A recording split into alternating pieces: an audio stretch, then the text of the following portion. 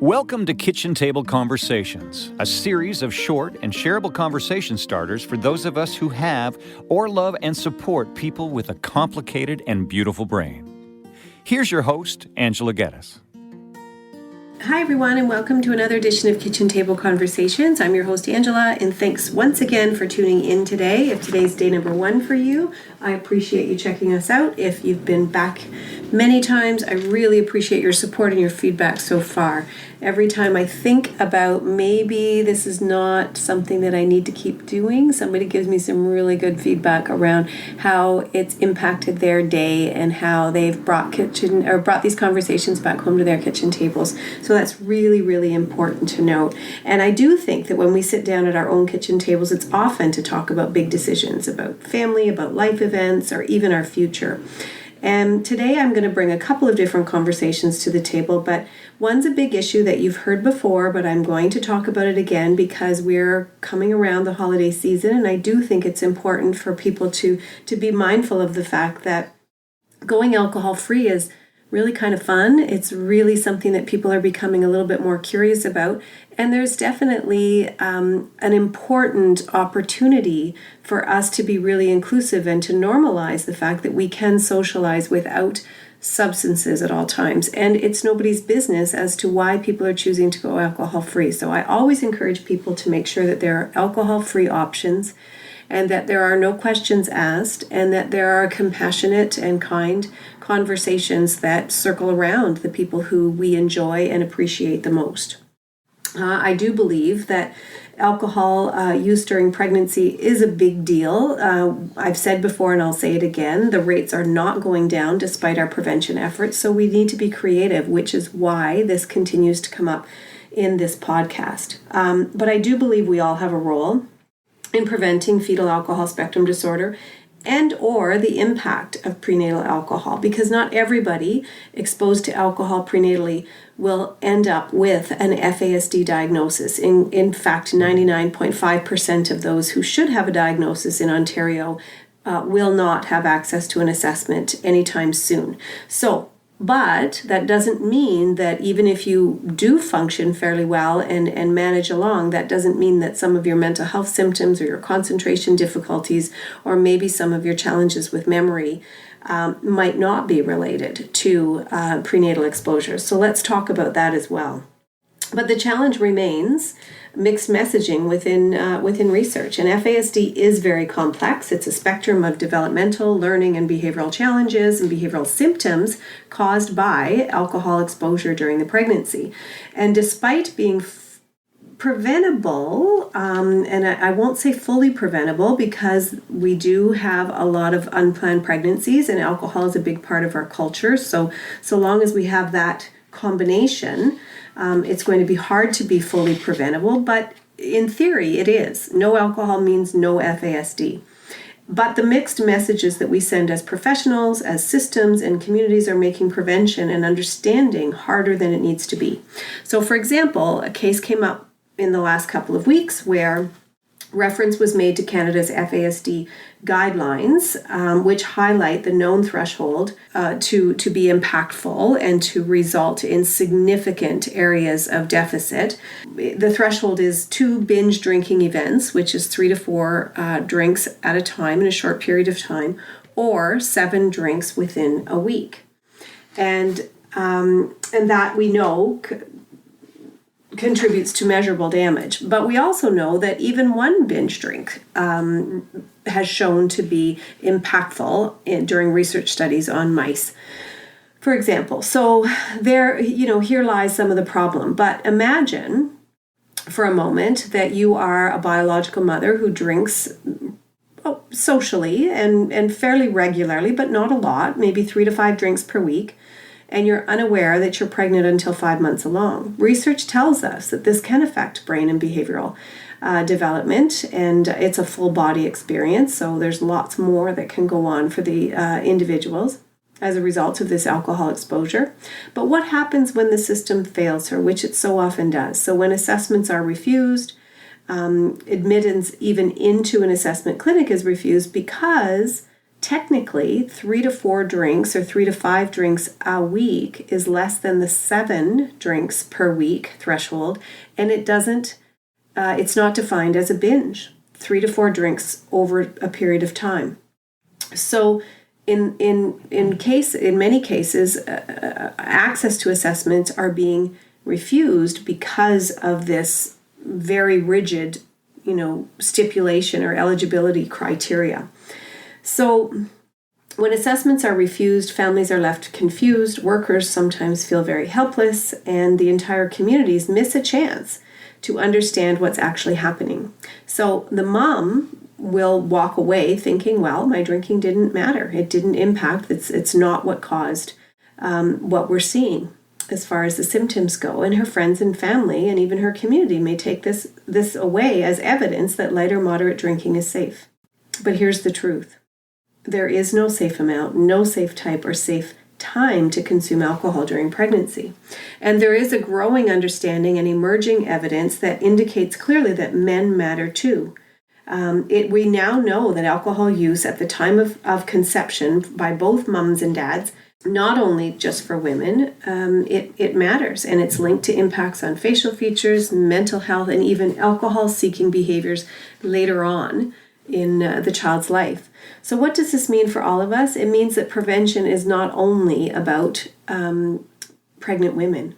It's about creating healthy families and healthy communities together. And this is urgent, and this is an epidemic. The prevalence rates are now in North America are known to be 8% and growing. So conservative estimates, 8% of North America's general population is affected by FASD. In Canada, the rate still sits around 4%, but let's be honest, those numbers are low. Underreporting of alcohol use and misdiagnoses hide the full scope of this issue. And FASD is often misdiagnosed as ADHD, oppositional behavioral or mental illness, autism spectrum disorder. And then the stigma often prevents families from sharing their stories and seeking the help that they need. So let's look at harm reduction and how can we change this conversation. This is where we're relying on people around their kitchen tables. This is not about blaming or shaming mothers. It's not about scaring anybody. It's not about giving mixed messages and saying absolutely do not have a drink. And if you have, your baby is doomed to have, significant lifelong challenges. That's not what we're saying at all. We know that the occasional glass of wine prior to the awareness of the pregnancy, if there's once a week, for example, we do know that that's linked to increased risk of mental health and depression and anxiety. But we're not saying that, if you didn't know you were pregnant and you had a couple of glasses of wine during the first 12 weeks of your pregnancy, that there's going to be significant damage. That's not the message that I'm trying to say. But it's also really, we know that if you tell a child or an adolescent, yes, you can have one beer, you know that when they're not in your presence, that kind of means 2 beers. So we have to be careful around the message that we're saying. But the most important thing is that there's nothing is safe about alcohol use in pregnancy. So let's share that message, but also let's be real around the fact that there are some unintentional exposures. And if we can reduce that by these conversations, that could be game-changing. We do need clear, non-judgmental messaging that anyone can understand. So once again, there's no safe amount of alcohol during pregnancy. Regular alcohol use, even light to moderate, can impact brain and behavioral development. And families need help. They don't need confusion. They don't need to be turned away at assessment clinics because arbitrary decision-making and really rigid eligibility criteria. That seems really, really tough and counterintuitive. We also need to talk about the men's role in healthy pregnancies and how alcohol use at conception can have lifelong impacts too. So the takeaway from all of this, my takeaway from ongoing learning and this new research indicating that in North America, the conservative prevalence rates are 8%. I mean, 8%, that's almost 10, everyone. That's a lot. 1 in 10 people. If there's one thing I hope that you can take away from this, it's this. Prevention is everyone's job. Not because we need to be alarmist, but because we can make a difference when we support families with understanding, clarity, and resources. So the next time you find yourself at a kitchen table, whether as a parent, a professional, as a friend, don't shy away from this conversation. FASD is hard, it's complicated, it's sticky, but when we work together, prevention gets easier. So I encourage everyone to check out my public service announcement that's on the website again. It's shareable via YouTube, so I do encourage everyone to do that, please. And if you do appreciate this conversation, share the podcast and the opportunity to tune into future ones as well with your circle. And because we are coming around the holiday season, I wanted to take this opportunity to remind everybody about the importance of setting healthy boundaries during this holiday season. This is a compassionate reminder for everybody who's been impacted by prenatal alcohol exposure or who are experiencing complex mental health challenges of any kind, for individuals themselves and for their family members and for parents and caregivers. So the holidays are often portrayed as a magical time filled with joy and connection and celebration. But for individuals with various complexities or health issues or mental health conditions, and for parents and caregivers, and for those of us who love and support individuals impacted potentially by prenatal exposures or other complex mental health and behavioral challenges, this time of year can also be very overwhelming. It can be very tiring, and sometimes people can feel quite alone and that they just really don't fit in very well. So if you're listening to this podcast or reading a post or referring back to the website, you likely understand the unique struggles that come with supporting a loved one, or even yourself, through puzzling and often misunderstood symptoms, whether it's impulsivity or sensory overload or emotional dysregulation or having a difficult time with various transitions. The holidays can really magnify these challenges. And while it's easy to prioritize the needs of everyone else around you, it's also crucial to remember one thing. These are your holidays too. So acknowledge what you are experiencing, and that is necessary before you can set boundaries or create meaningful strategies. It's really important to pause and reflect upon your own experience. Are you feeling drained? Are you feeling anxious? Are you feeling guilty about not doing enough? Are you yourself going through some transitions, whether it's work, or maybe it's a separation, or maybe it's a move, or maybe you've experienced some significant loss lately? Maybe you're struggling to explain to extended family members why you or the person that you love and support or your child reacts in certain ways, and why certain holiday traditions need to look different within your home. So I think it's really important to give yourself permission to acknowledge what's hard, and these are not small things.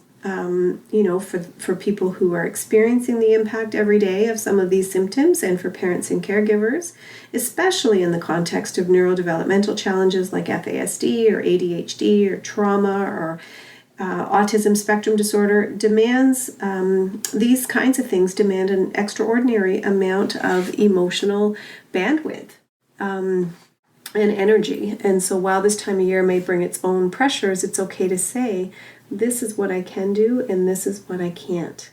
Healthy boundaries are a gift to both you and to your family and to your circle. And boundaries are not just about shutting people out, and they're not an all or nothing thing. And they do need to be about protecting what matters most. During the holidays, healthy boundaries might look like simply adjusting expectations around what traditions look like. Traditions are important, but they should serve your family's well-being, not the other way around. Maybe that means skipping the crowded party or shortening visits with family gatherings. It's okay if your version of the holidays look a little bit different this year. And advocating for understanding. So take small opportunities to educate your family and friends. And it's important to note that on my website, I do have a couple of pages that are strictly meant to share with family and friends, whether you have loved ones with FASD or you have loved ones with other complex neurodevelopmental and mental health conditions. There's 2 separate pages that talk to family members about what you might be experiencing and how they can be helpful. But you don't owe anyone a full explanation, but sharing a simple loud noises can be overwhelming for us. Transitions are really tough. And that can help people show up with a little bit more compassion. And prioritizing rest and regulation, recognizing when you or your loved one needs a break. Plan ahead or for quiet spaces, make arrangements for those kinds of opportunities at your family and friends' homes. Try to stick to familiar routines or sensory-friendly activities that can help to reset and recharge during some of those really busy days. And saying no is an important skill. You don't have to attend every event or meet every expectation. A gentle thank you for your understanding can go a long way in protecting your time and your energy. And I think that, what gets lost sometimes, again, is this all or nothing. So you get kind of frustrated, or you're a little bit feeling overwhelmed. You're feeling sometimes like, why can't I do this better? Why don't I have the energy? Why can't I just figure this out? And then sometimes we tend to shut people out or get angry with people who don't understand. But people will not understand your experiences unless you really work at it. And some people are more open and some people are quite judgmental, and you have to be able to be your best judge, but at the same time leading compassionately.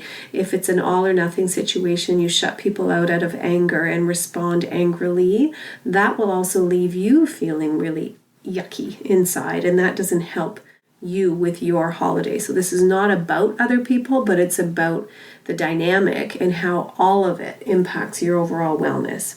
So while boundaries are essentially, they're most powerful when set with compassion for yourself and for your loved ones, and even for those who may not fully understand. Again, everyone is navigating their own struggles, and perfection isn't their goal. The goal is connection, safety, and moments of joy that feel true to your family's needs. For parents and caregivers, remember that you are not alone.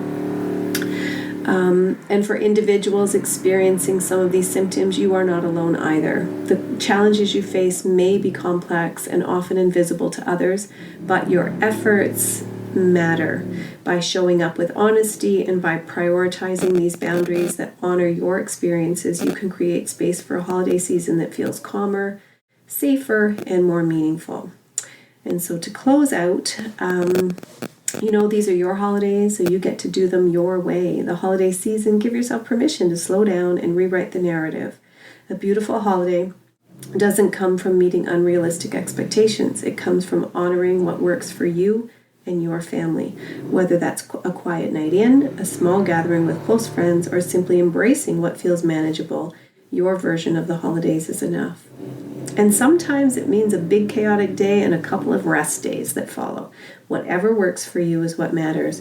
Sometimes knowing the risks and knowing, these next couple of days are going to be hard, but we're going to push through and we're going to make some memories. That's self-care too. It's up to you to judge. Take a breath, set a boundary, and trust that by doing so, you're giving both yourself and your loved ones the greatest gift of all, a season that feels true, loving, and a little bit more peaceful. With many thanks and wishing you all the best over this holiday season, Angela.